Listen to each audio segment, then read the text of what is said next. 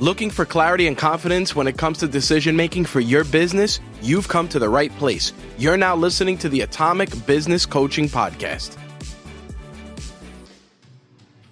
Well, Tom, this is going to be different. What we normally have done for almost 2 years now is just Tom and I had a conversation. Every once in a while we had a guest on, but we've grown this amazing community called Project 2740, and we're doing some very unique sessions in there. And we have one called the question and answer, right, Tom?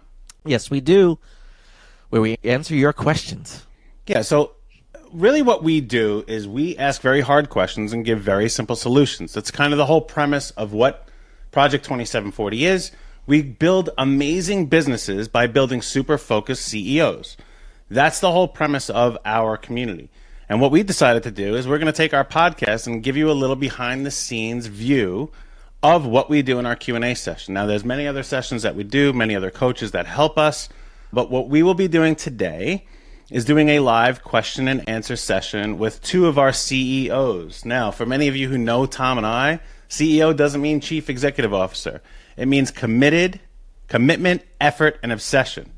So it's people who have given that commitment, given that effort, and are obsessed about what they are doing, becoming the greatest CEO of their life and their business to build their business and their life. So we have two of our guests here today. I'm going to let them introduce themselves real quick. So we will introduce them, and then we will go right into answering their questions. So Carson, why don't you introduce yourself? Who are you, and what do you do? So my name is Carson Hoffman. I run my own meta ads agency, and we help businesses grow and sell online. Beautiful. And Shelle.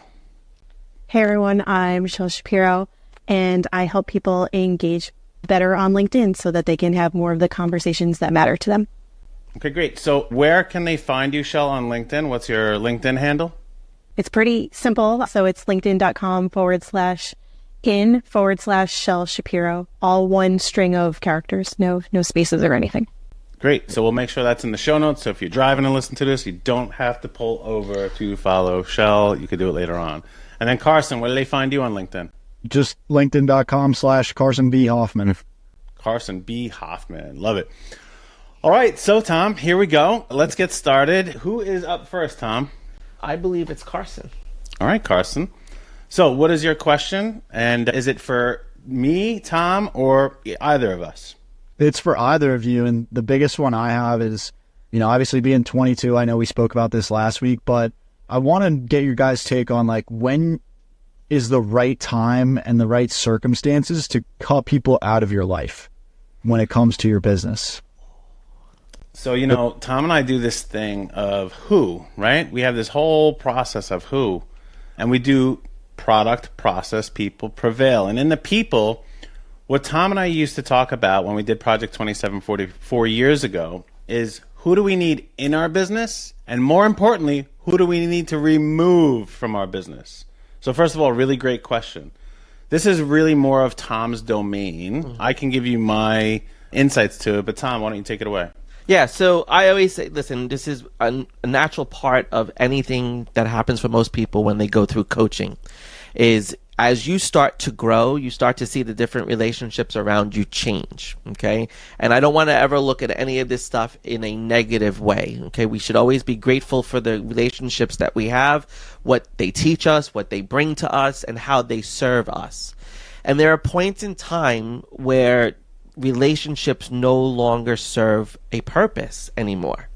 It doesn't mean that person's a bad person or it's a negative thing. It's simply what the purpose of that relationship was for you is no longer there to be served. It's been served. It's been done. And relationships, I think it's very important when you think about cutting people out of your life, which is a very abrupt and negative way to say it, right? We don't want to cut people out of our life.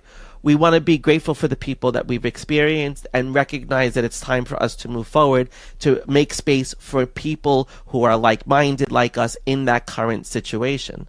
And what I advise people to do is when you're looking at your environment, you have to surround yourself with people who are like-minded. And the people who are no longer in that same place, let go of them in gratitude and love and appreciation. Because when we do those things, we bring a very positive energy to allow for new people to enter our lives for the relationship that we need. The other thing that's really important is to change your perspective on relationships. Relationships, some are only meant to last a little bit of time, and some are meant to last a very long time. So what you have to recognize is that it's going to vary. So you may be friends with someone for a year, you may be friends with them for 30 days. You may know them for 30 days for just what they bring to you that creates a new awareness or a new opportunity or a new experience that you now need to learn a lesson from. And we often people that come into our lives are a reflection of what we need at that moment. So if the people around you are no longer reflecting what you need, then that's the time when you have to let them go. Because you need to create the space for someone that you do need to come into your life, to be present in your life and enter your life. That's awesome. Thank you. So what did you take away from that, Carson? Surround myself with the right people at the right time and be okay with letting go.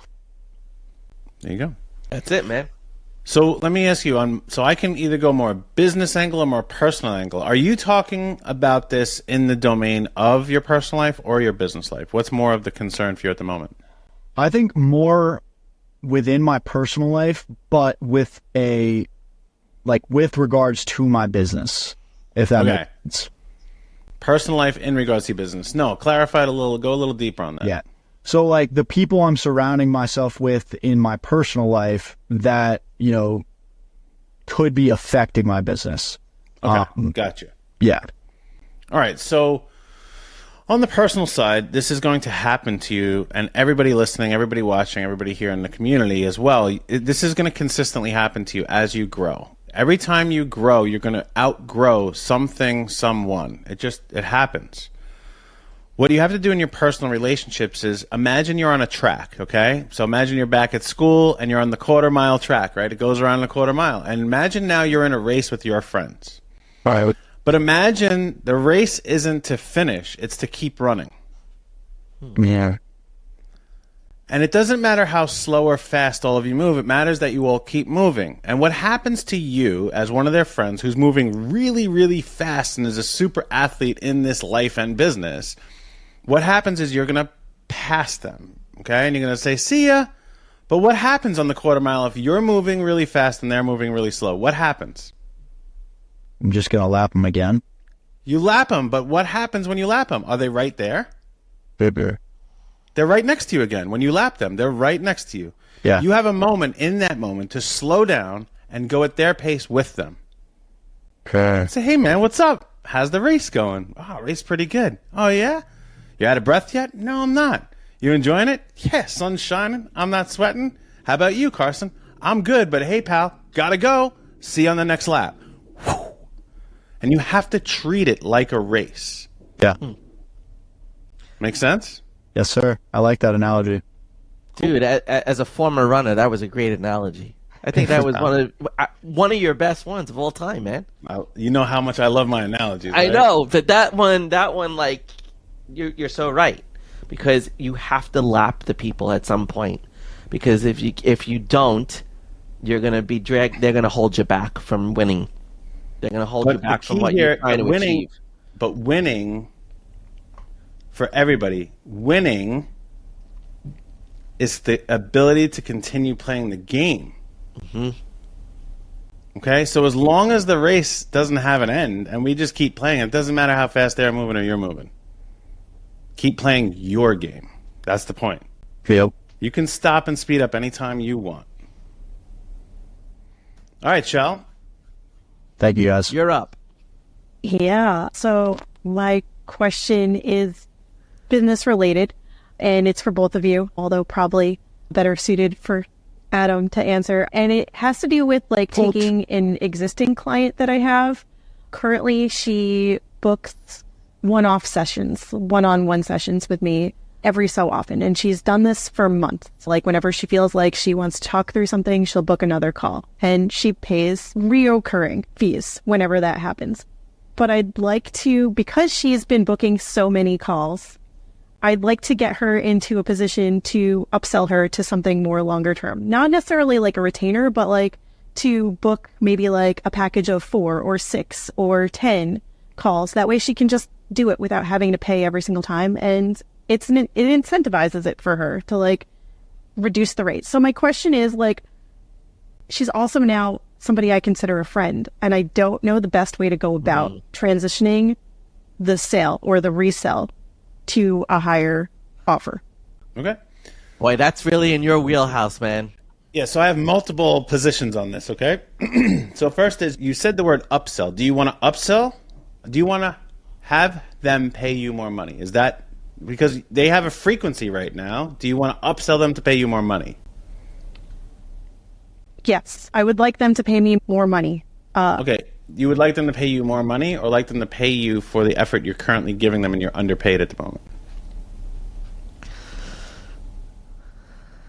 That's a tough answer because I like the pace at which we're going, but I just need more. I want more money. I want her on the books more as a recurring client that I can keep helping without it being so inconsistent. Okay, but is it more money or more often that's known ahead of time? I don't understand the question. Okay, so let's say they were paying you $1 per session, right? Yeah. And you were doing, on average this year, they booked 4 sessions randomly. Are you looking to do each session for $2 now? Or do you want to do 1 session and instead of doing 4 randomly, do 6 on a schedule? Or an ability to reserve at any time they want?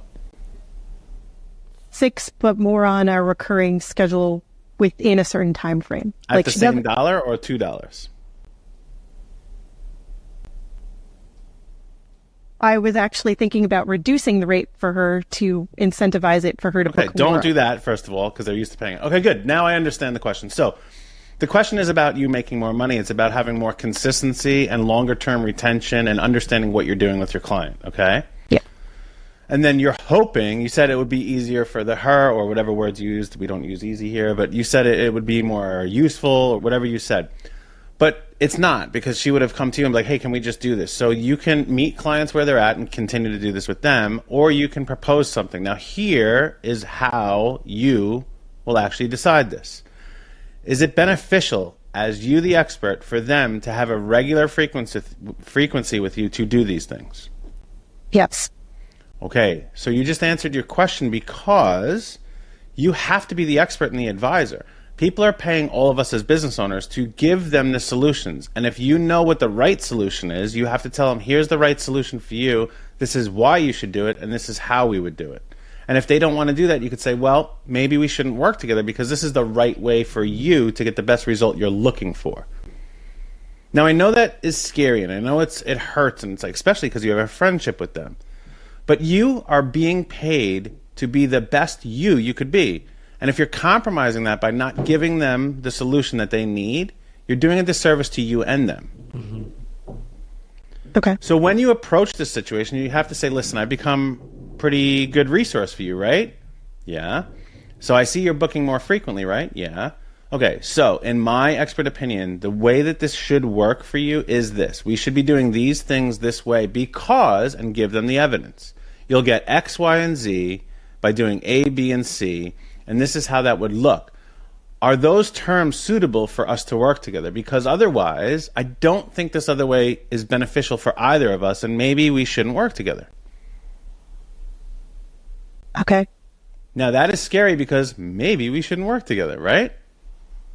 We can't be desperate in the money that we make. We have to be experts all the time. That's a fair point. Yes. Yeah. I think the scary part is that she's become a friend more.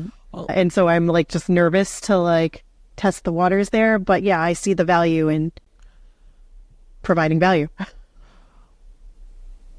Tom, you were going to say something? Yeah, I'm going to jump in because you're bringing up a really important point. It's really about compartmentalizing where the relationship is at a specific point in time as you work with someone, right? So many moons ago, I hired Adam as my financial advisor and planner, okay? And then we became business partners. And there's one thing that Adam does really well is when I need him to be my financial planner and advisor, he puts that hat on for me, and I am 100% his client in that moment. Okay? When I need him to be my business partner, he puts the business partner hat on. And what I'm saying to you, Shelle, is that when you have someone that you have brought in, or that brought you into their life as the expert in their life, and now you've developed a friendship, because we develop a lot of friendships with a lot of our clients, but there's a time and a place for everything. And what you have to do is you have to compartmentalize when is the time to be the LinkedIn engagement expert that you are, and when is the time to be this person's friend.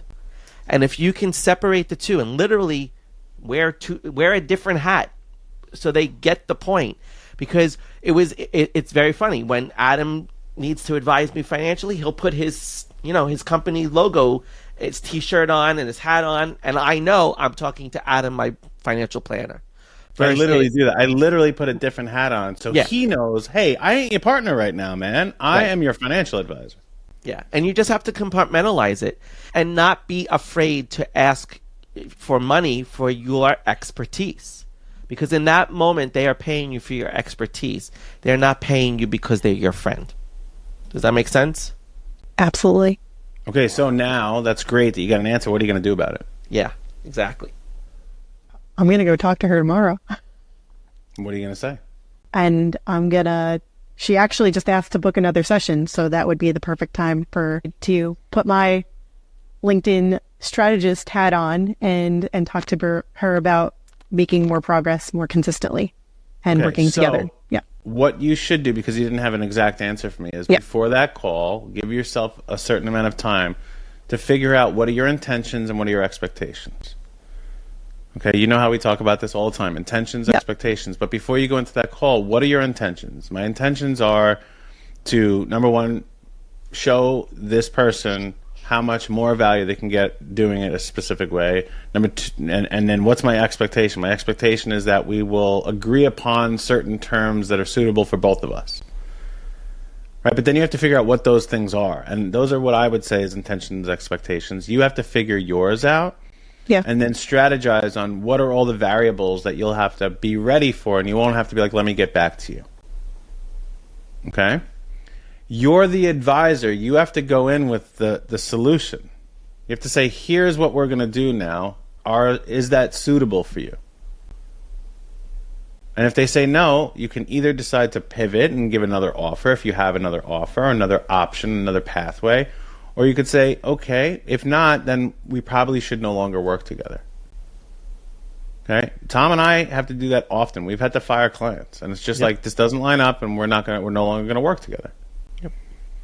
Okay? It's either this way, or we probably shouldn't work together. I literally today just did it. By the way, Tom, that one client of ours, the therapist, is now interested in moving to board meetings. Yeah, fantastic, which is great. It's the right move for them.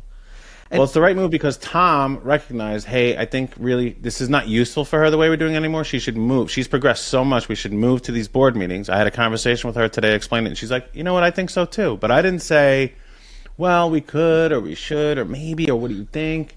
I was just like, here's what we advise you to do. Tom pointed it out. I'm in agreement with him because of where you're at. And she's like, yeah, I think you guys are right. Let's move to that route.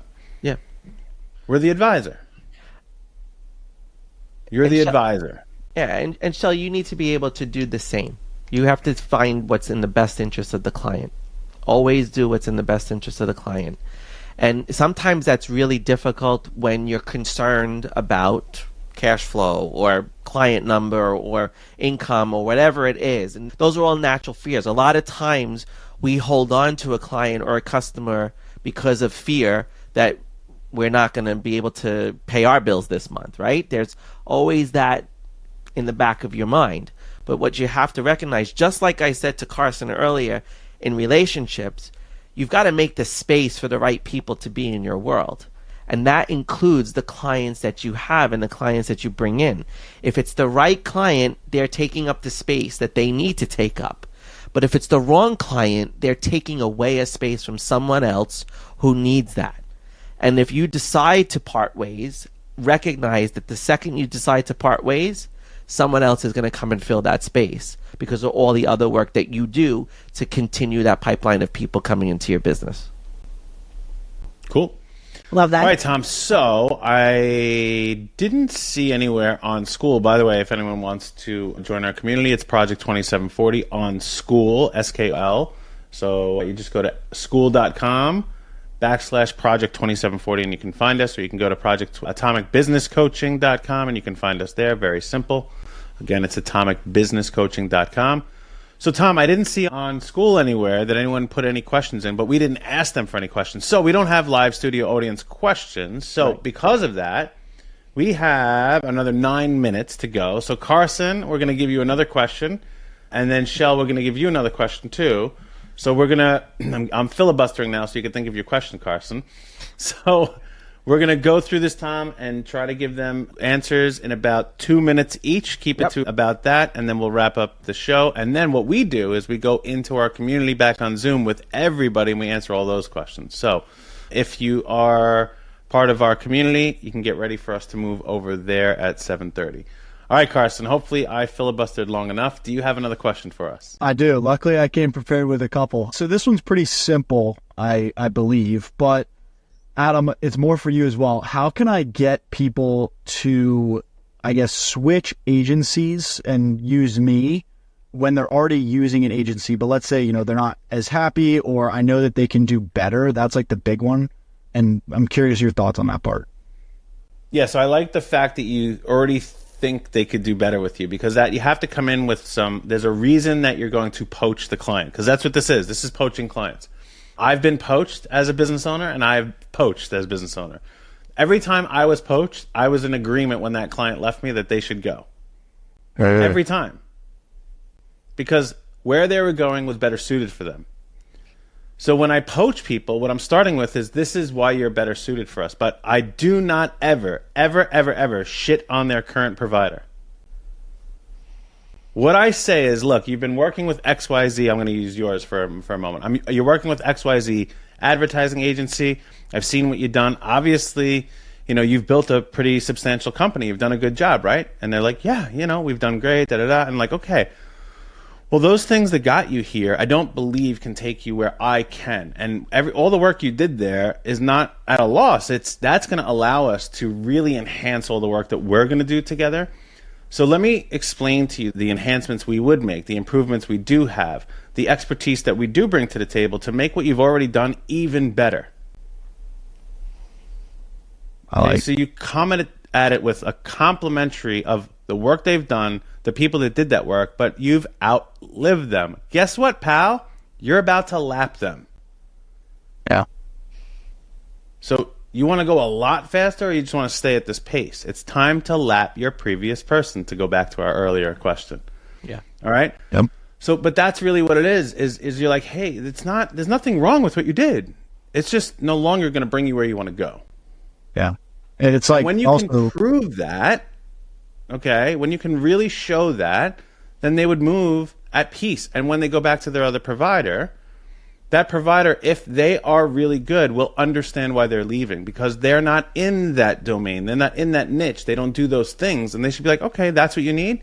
Sounds like this other company is going to provide it for you. Yep. Does that answer your question?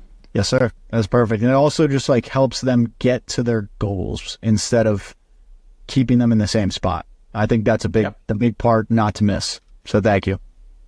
Great. All right, Chelle, what do you got? I have more of a generic question that sometimes I struggle with, but I think a lot of other people struggle with too. And certainly I've noticed that my clients do. What do you do when you see that people aren't taking action, or the action and making the progress that you feel like they need to be making? And I know that you've had to make some of these conversations happen a lot in the community too, but what's the best way to approach that? How do you get people, because you can't lead a horse to water if they don't want to drink it, right? So how do you get them to take action? Well, I'm going to jump in on that one. What do you think typically holds people back from taking action? When you don't take action, what's holding you back? It's usually some kind of fear. Right. And what's typically that fear? For me, it's usually, what if this goes really right and I'm not prepared? Right. Okay. So it's a fear of success, right? Fear of success, fear of failure, kind of the same thing, right? Either it goes really great and, oh, I got to keep this up, or it doesn't go so great and I failed and I'm a failure and I suck, right? That's basically it. But what's the worst that can happen, Shelle? You just keep going. Right? And what would be the worst thing that could happen from if you keep going?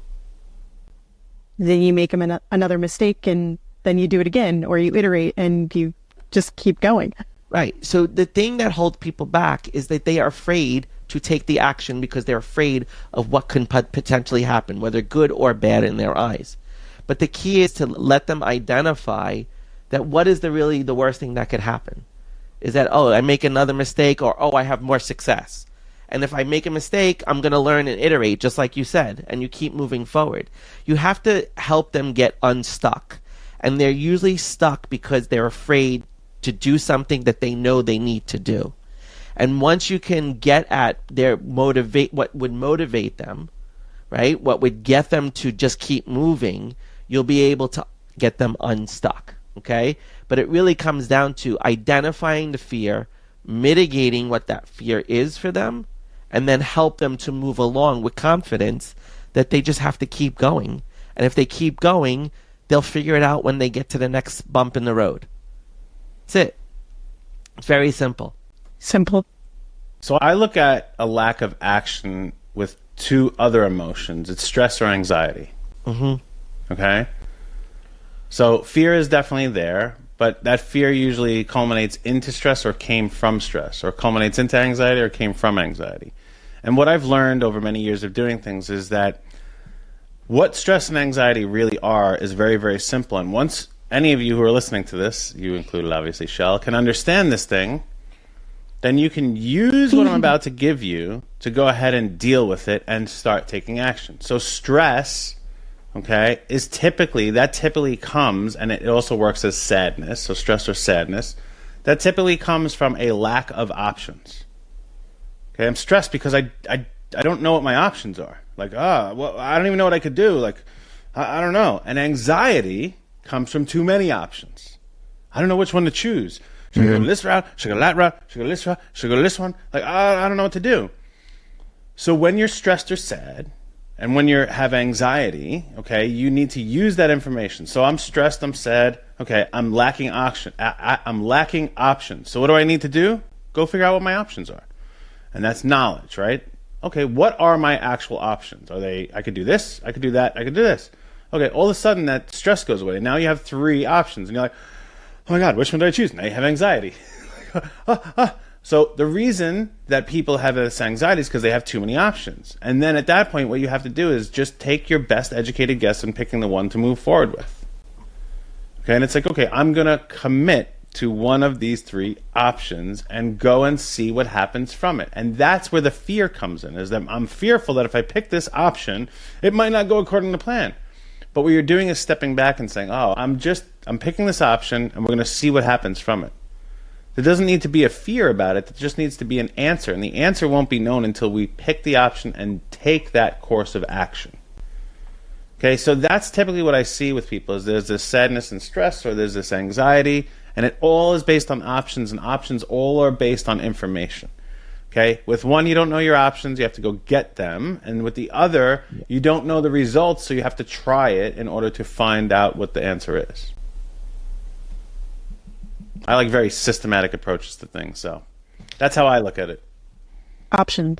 It's a great answer. Thank you. Cool. All right, well, we appreciate the 2 of you being on here. Well, we've really admired both of your stick-to-itiveness through the program. We've watched both of you really thrive throughout it. Let me ask you both a question. What would you say has been the best part of Project 2740 for you, Carson?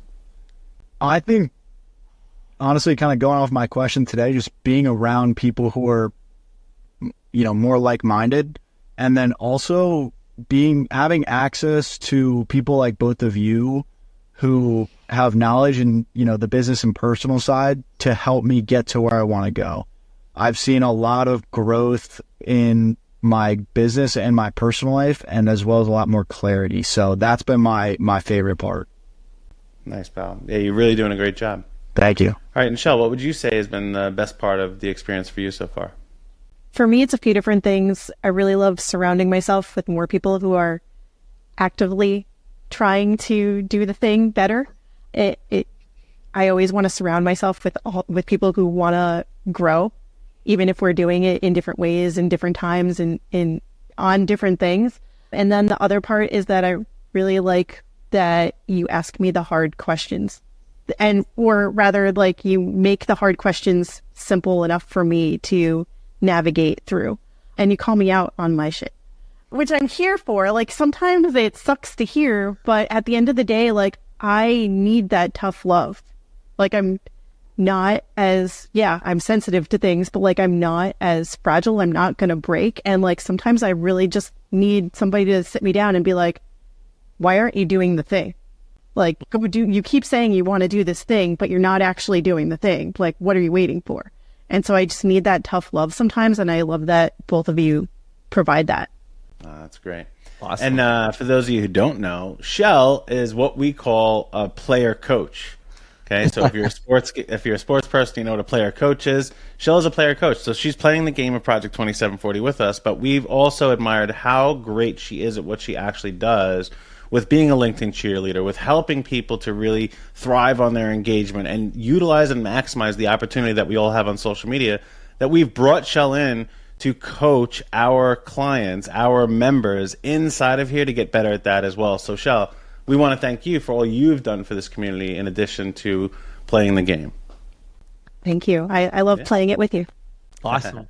All right, so I hope everybody who is listening enjoyed the pivot Tom and I are making with the podcast. Give us a comment, send us a message. You know, you can find me at Adam Thomas on LinkedIn. You can always go to Atomic Business Coaching. There's plenty of ways to find Tom and I out there in the world. Let us know what you thought about this, if it is something you'd want to hear, maybe what topics you'd have. And we are going to bring some outsiders into this as well. So if you're interested in that, send me a DM on LinkedIn and let me know you're interested in being in this as well. Tom, anything? Otherwise, we're going to wrap up. No, this was fun, brother. This was definitely, I like this, and I really appreciate you guys doing this with us tonight. I think it was a lot of fun, and I hope our listeners get something out of this, and thank you for sharing your experiences and being vulnerable. Thank you guys. See you next time.